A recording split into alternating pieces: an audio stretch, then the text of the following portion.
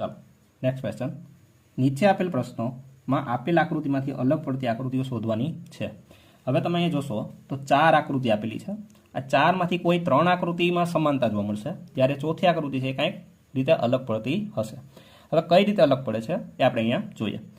તમે અહીંયા જોશો તો બીજી, ત્રીજી અને ચોથી આકૃતિમાં જોશો તો 12 જે શેપ છે એ જ શેપ અંદર છે, એટલે કે 12 જે આકાર છે એ જ આકાર અંદર છે. કઈ રીતે? તો કે ત્રિકોણની અંદર ત્રિકોણ, લંબચોરસની અંદર લંબચોરસ, અર્ધવર્તુળની અંદર અર્ધવર્તુળ આપેલું છે. જ્યારે તમે પેલી આકૃતિ જોશો તો એમાં 12 શું છે? ચોરસ, જ્યારે અંદર શું છે? વર્તુળ છે. તો આ ચારેયમાંથી અલગ કઈ પડે છે? તો કે નંબર 1 આકૃતિ અલગ પડે છે. તો આપણો આન્સર આવશે એ આકૃતિ 1. ક્લિયર?